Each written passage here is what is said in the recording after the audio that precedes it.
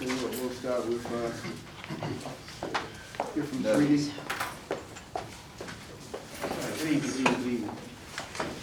I'm the PSA lieutenant for 305, 6, and 8, basically, but primarily 308. I want to first start off by saying, be careful when you like walking around and not paying attention to your cell phones. You're just talking and walking. We've had so many of those snatches. And you know, when you say robbery, you're thinking about guns and everything, but it don't necessarily have to be that. Just somebody see you, don't have a phone, snatch it and run. That's a robbery, regardless, robbery, snatch. That's serious because it goes, you know, report to the FBI, those type of things. So, you know, think about that. Sometimes you might have to wait until you get in on the bus. I'd rather get on the bus and then start playing and checking messages and all that. But walking like this and nobody's paying attention, and then somebody walk up behind you, smack you, and take your phone. So be mindful of that. Burglaries. I know the windows are up in everybody's house now. A lot of people in fresh air. But guess what? They go to work and forget to close it. And you know what? We do have homeless people that hang around in the area, especially the park right there in New Jersey and in. So just think, if you have people who get released from the little place on the side that feed them every day, right? Then they go sit in the park. They don't have no money, no nothing, right? And they already know people got their windows up. So you be mindful to close your windows and lock them, right? All those have been increasing, those burglaries and those robberies. So overall crime is down actually in the 3rd district, right? But it can be better. And theft from autos too, along with, you know, leaving stuff in vehicles and people see it and go back and get it. So I implore you to put that stuff away, out of sight, out of mind, right? And help us all make this district a safer district, all right? Okay, so let me add on, before we, do you have a question, Frank? Or? Well, just want to kind of bring to your attention, we hadn't talked about that, this particular issue on 1100 block of 6th Street. I think the break-ins are definitely increasing. I had a young lady that reached out to me last week. Right. Thankfully, the front door of her unit was so strong that the crowbar could not open that door. So we are looking at ways to secure that property even better. But another property was broken into a couple of weeks ago. The young lady said she saw somebody knocking on the front door of all the units like 10 o'clock in the morning. So they're trying to figure out who's home during the daytime so they can hit those properties in the daytime where people are at work. So I'm surprised because 6th Street is a major thoroughfare. Exactly. A major thoroughfare. They actually hit 2 on 6th Street last week. 1621, one must be an apartment, a B and an A. But the key, it goes back to, a lot of people are kicking the doors, but you gotta get cameras. One, if you can afford cameras, get cameras, right? I saw a little commercial the other day, it says doorbell video. I don't know if y'all saw that clip. But as soon as somebody rings a doorbell, it takes your picture. I just saw it for the first time yesterday, I believe it was. So those are little things that you got to do to help us, because once we get those videos from you, then we can concentrate making sure that the guy that's running around or whatever is apprehended. So all those tools help us as law enforcement officers. Police officers are out there too, however, you know, there's just so much going on. I'm over here on this left side of the beat, right? Next thing they go way over here in New Jersey and hit something. Then you gotta move your resources to this side and concentrate over there as well. So, you know, they just be paying attention or even know how much somebody might care, like me. And all of a sudden they say, okay, we got something for you. But the bottom line is you just gotta make sure, one, that you keep your windows closed, that you make sure that you walking with your cell phones, you know, out of sight, out of mind, right? Those are little things that's going to help us. There's another area you may want to, you and I have not talked about this one-on-one yet, but on the L Street side, right across from the new development, Okay. there are some townhouses at the back of that alley. Tenant was telling me that they were having some problems in the daytime. She, you know, Lexus had some recalls. The car was her loaner car was stolen. It had Texas tags on it. Never had a problem there before, but as soon as she brought that loaner car home, somebody stole that car. Same day she brought it home, it was a loaner from Lexus. So kind of paying attention to that alleyway off of L Street. It's a corner of 6th and L. There's a deep alley, but if you just look in the alley, you won't see anybody if they're towards the dumpsters. So you may have to drive in that alley, because it's about a half a block long. We can talk more offline. I have the son checking that too, 6th and L, 4th and M with the traffic and all, Yeah. the one-way streets, I saw that.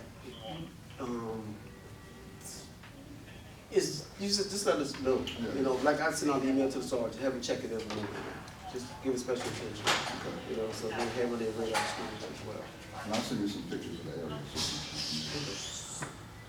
Okay, so, Could you give us any information on the Terrence Sterling that's shooting? my part.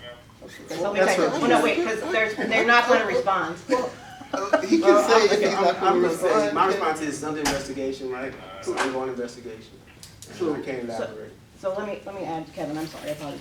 So I emailed Commander Emmerman and Lieutenant Nutter this evening if anyone would be publicly from the force addressing the killing, the homicide of Terrence Sterling tonight, and the answer was no. So for those of you who are unaware who Terrence Sterling is, he was a homicide victim on September 11th. It happened in my area in the very early morning hours at exactly 4:20.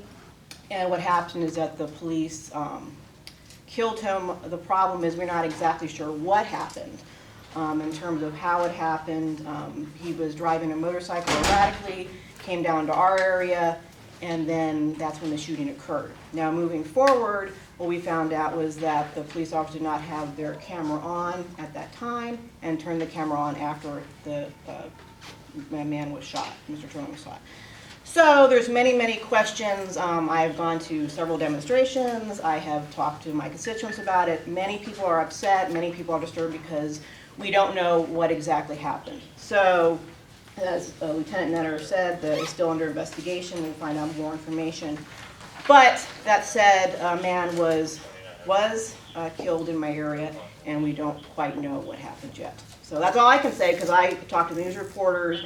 We try and get information. I've talked to the chief about it. I've talked to the mayor about it.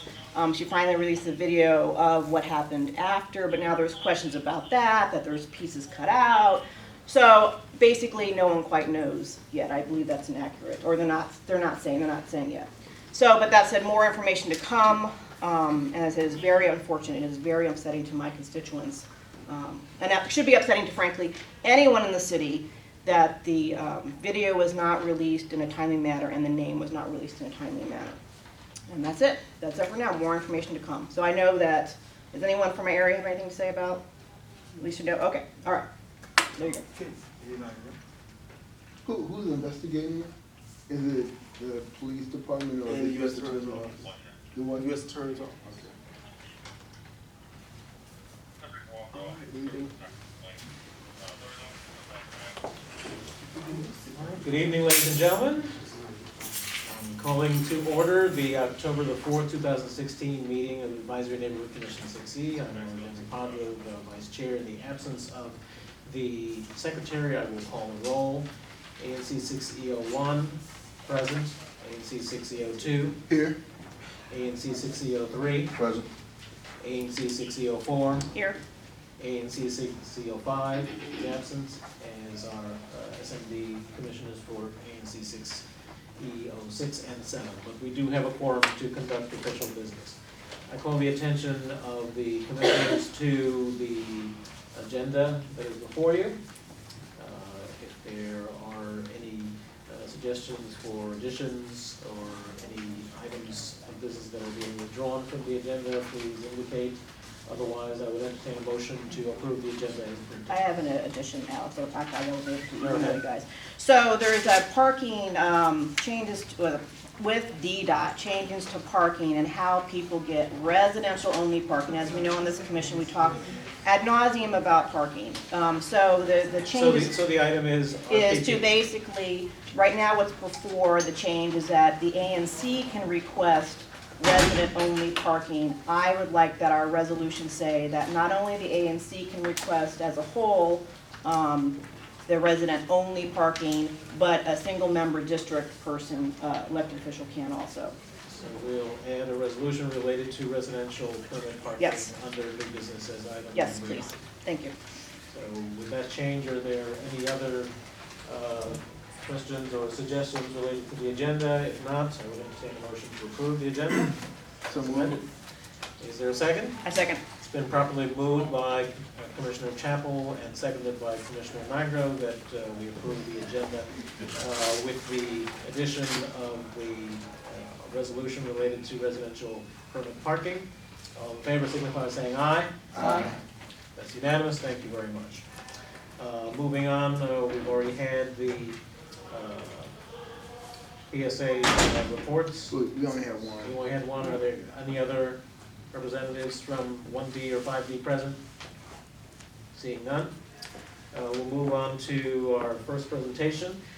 We have Karima Holmes, Director of the Office of Unified Communications. Good evening. Good evening, hello. Thank you guys for having me. You want to stand over here directly, get the cameras over there. I'm Karima Holmes. I'm the director for OUC, which is the Office of Unified Communications. That is your 911 and your 311 center. I want to thank the commissioners here for having me here.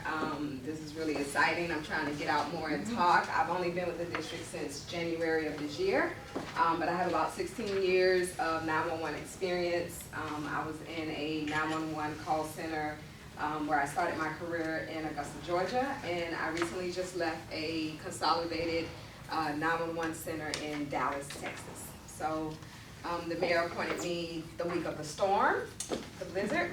So I came from Dallas, which is nice and hot, and tornadoes, and I took lots of pictures of the snow and sit at home. So I just to talk a little bit about what 911 and 311 is, and then we'll talk about some numbers that I think you guys will be interested in with your 311 numbers here in your neighborhood, and then we'll be open to any questions. I have my 311 manager here, Eric. The guy taking the pictures, that's my PIO. He handles all the hard stuff with the news. And then in the back, that's my assistant, Kelly Brown. So the mission of the 911 and 311 center here for the district is just to handle incoming 911 calls for MPD, FEMS. We do collaborate a lot with other federal agencies, Park Police, Capitol Police. And then 311 call services for the city, so everyone knows what 311 is. Okay. We take care of that. I'm not really gonna get into the mission and the objectives because it's really boring and you can just go to our website and read them. But let's get into DC 911. So how many calls do you guys think the 911 side of my agency takes a year? We have a little 670 something thousand citizens, guess? Come on. 300,000. 300,000. One more. 750,000. 750,000. 3 million. No, he's actually under the number. We take 1.4 million calls a year. 1.4 million 911 calls a year. 311 actually takes 1.7 million calls a year. Yes, so a lot of calls come through. I think over the weekend, this past weekend, between the two divisions, we brought in 10,000 calls. Just the weekend. Just the weekend.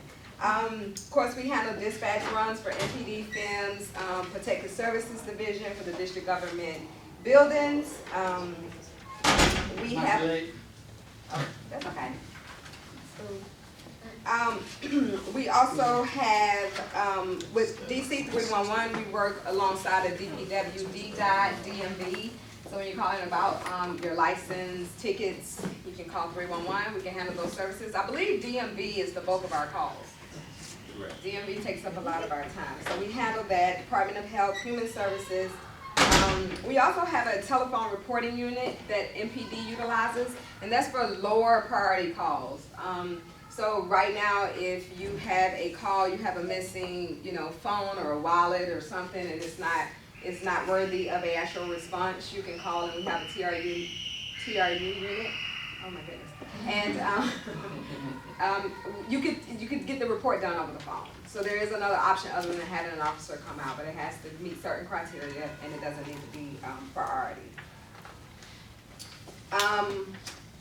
We are really excited.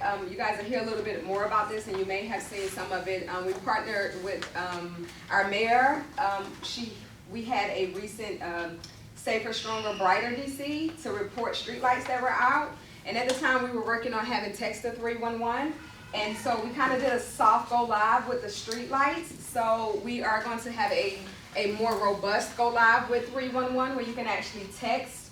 And it's an automated system so you can put in service requests. Because what we're having now is people like 311, right? And so we have a nice influx of calls. And we want we want citizens to use the service, but it impacts the call volume.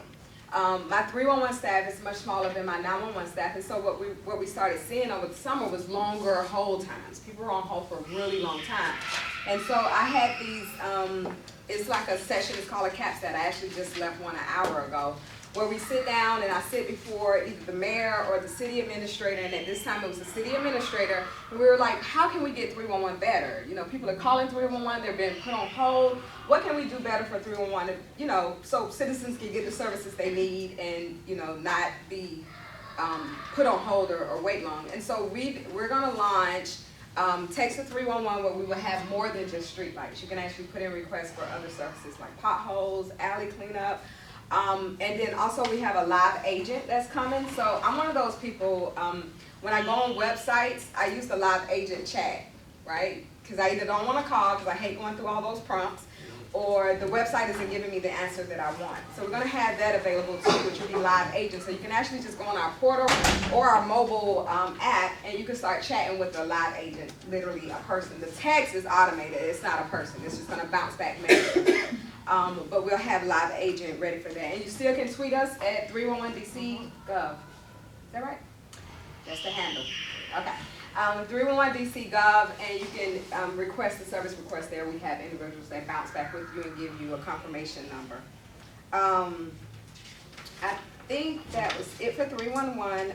We did recently, I don't know if you guys are familiar with the LEAP program, which is something that the Department of Employee Services does. I think it's something like Learn, Earn, Advance and Prosper. And so we've onboarded about 27 LEAP participants to assist with these new initiatives and enhancements that we have at 311. So we're really proud to partner with DOES on that.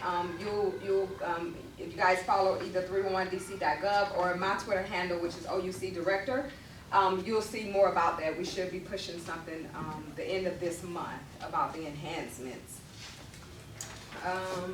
Anything else on 311? Oh, well, I'm gonna let Eric talk a little bit more about just specific to your neighborhood, about the 311 requests. A lot of people, when we go to these meetings, they just kind of want to know what type of calls do we receive in OUC from your neighborhood. So I'll let Eric touch on that. Hello, everyone. Again, my name is Eric Hans, Operations Manager for 311.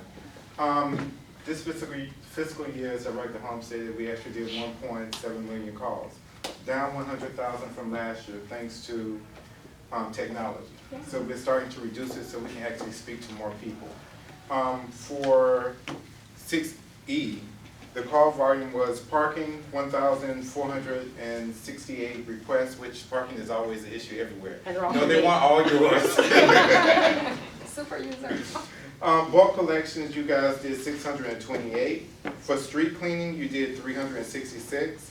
Alley cleaning, 219. Illegal dumping, 172. Those are all mine. And overall, of the telephone usage, you were at 3,422 calls. But you guys did use the mobile app 1,088 times. In addition to the mobile app, you also submitted 1,055 requests online. So you're like second in the district for the use of the other technology portals. And then in addition with the street lights, you guys actually reported 199 street lights out thus far. Thank you. Question for you. Sure. Alleyways. If a tree is on private property, but the branches have gotten so large that they're covering the light, the city property, who's responsible for trimming those trees back?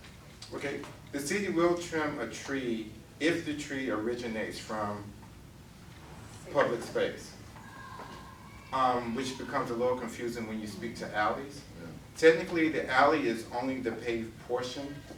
Anything outside of that is considered private property.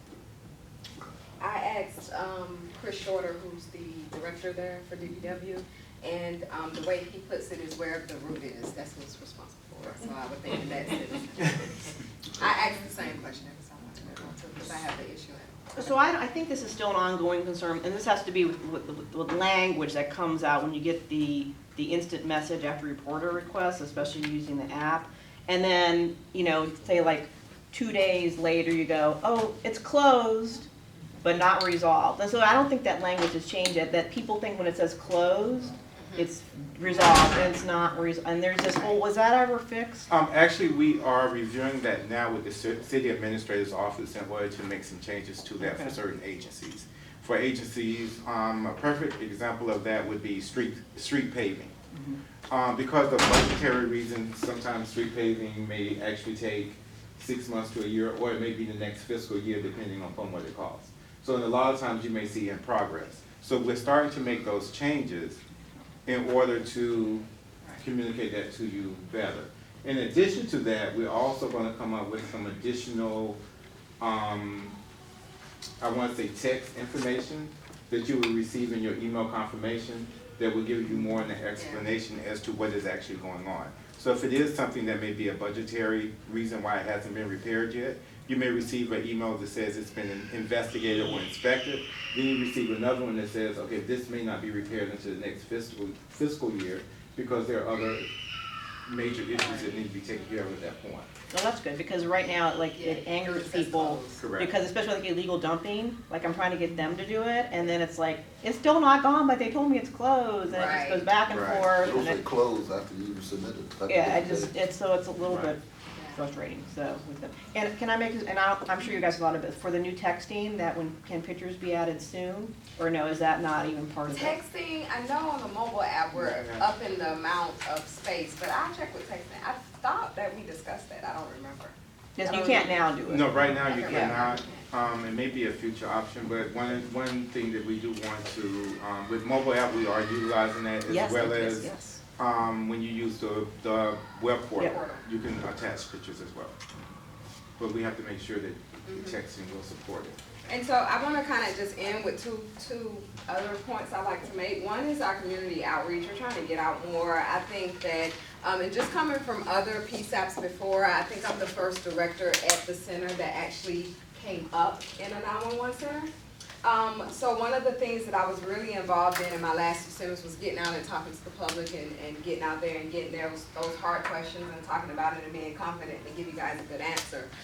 So if you guys are having any type of event, whether it's your church, your kid's school, something that you need individuals to come out and speak. A lot of people always think about the police department and the fire department. They never really think about 911. But we're like that link. We're the person that you call to get the other 2 services. And so sometimes a lot of things get miscommunicated with the other agencies, which we're all partners, but I think it's important for me to get out and I have an actual PR team. I have individuals that come out and talk. Another thing that I like to touch on is we are working towards, when I first came here, one of the issues we had was just kind of how we sounded on the phone when you call 911. And the mayor and the city administrator was really concerned about how we were taking calls, how we were handling calls. You know, you got a lot of complaints about, oh, she put in the wrong address, or she asked me these questions a million times. And so those are things that we're looking at. I've established the first Office of Professional Standards and Training for OUC, and that's just basically training and quality assurance. So what was happening is, prior to the start of this office, you have a 911 call taker come in, they get the basic training, go do your job. No one ever kept up, followed up with them. There's different best practices. 911 across the states is evolving. There's different ways to do things. There's better ways to verify addresses. There's better ways to calm callers. And that wasn't getting relayed because there was kind of no training in between. There was no continuing dispatch education. Now we have this office which kind of kicked off in June, me hiring in somebody that I actually used back home to come in and run this office. They're getting continuing training. I mean, I actually had somebody come to me the other day and said, Director, so much training. I'm like, that's like an oxymoron. There's no such thing as too much training. But it wasn't necessarily that the call takers, none of my call takers come to work and say, I'm gonna take this call and I don't care whether or not this person get the right help. Nobody does that. They all know what they're there for. They just didn't have the right resources. There's a lot of things that I knew from working in PSAPs before that technology can do today that we just weren't utilizing. And so I've initiated some of those things, and it's helped slim down how we take calls. It's slim down the time that it takes us to take calls. When I came into this job, and believe me, I went through 7 interviews before I got offered this job, I researched this place and I looked at OUC and I said, you know, it's just something, I don't know, you know, so much negativity is coming out of, you know, 911 centers, and no one comes to 911, definitely not for the money, and definitely not for fun, because every single call that we take, no one calls 911 with anything pleasant. All of our calls are very negative. Not negative bad, it's just citizens are going through a dire situation. I've had to call 911 3 times since I've been in 911, and all 3 times I acted like I had no idea how 911 works. The ambulance is taking too long, and it had been like 2 minutes. But when you're heightened like that, that's how callers react. And so what I'm trying to train my call takers to do is how to handle that. They weren't really used to how to handle those calls and how to calm a caller down, and how to still get information out of a hysterical caller. Those are things that you have to constantly train on, and I think that that was missing. So we're working on that. This is not a short feat. This is not an overnight thing. This is taking time. I have 200 911 employees that we have to get through this training. Then I have onboarding a lot of call takers. So we are working on that. We hear you. It is a very hard and very stressful job, but some people are built to do it, and some people come in there. I have people that I remember I brought in that trained, and they sat on that call the first day, and I had one lady I was training. She went through all the training in the classroom. She came, she sat on the floor, and she told me she was going out to her car to get her lunch. She never came back. Because it's really that hard. It's really hard to deal with someone that's calling because their baby's not breathing, or their 2-year-old just accidentally shot themselves. Those calls are really serious. I think a lot of people don't realize the type of calls that we hear. And so you have to train a person to be able to handle those calls, which is why it's really important that we have a training department in OUC, and that was definitely missing. And the other thing is, when you do call 911 and we are asking questions, it does sound aggravating, but just remember, the person that's taking your phone call is not the person that's dispatching it. So we have technology today. When you call 911 and I'm asking you what's your address, what's your telephone number, I'm typing it all in, and it's just going out to another young lady who's sitting there talking to MPD or talking to PIMS. So even if I ask you 20 questions, it does not delay the call being dispatched. And I think a lot of people have this concept that you're taking all these questions, get somebody here. That person is a call taker. They are not, it's another person that takes care of that call. We have technology today that gets that call. It's called CAD, and they spit it out. And so I think if callers realize that, it kind of calms your nerves a little bit, because you do feel like, why are you asking me all of this? Just send someone. Someone is being sent, especially if it's a higher priority call. I have been on the phone with individuals, and before I hang up, I hear the ambulance or hear the police coming, and I'm still finishing up my questioning. So I like to kind of let people know that with higher priority calls that we do dispatch, we do have a method to the madness. So any questions? 911, y'all have a question somewhere. Anything? I can take the hard ones. Well, now that I think about it, it's just way back in the day, they used to say if you want the police for a non-emergency, use 311, and then suddenly they changed that. They said if it's anything to do with the police, 911. Now, what's going to be the new dividing line? So right now, and I actually just left a CAP set and was talking about the amount of calls we receive from 911, which ones are emergency and non-emergency. And honestly, this is new for me. This is the first center I've been at that didn't have a non-emergency number, not 311. 311, we kind of want to leave it for service requests, and they're being inundated with their own calls. But maybe a non-emergency number just for information, or just to see if it's worthy of a response. But that's something that we're considering right now. We just don't have that option. This sounds a little bit odd, but on Sundays, if I have to call about parking, which you always talk about parking on Sundays, so there is no DPW on Sundays. And so if the police can ticket it, it's the police.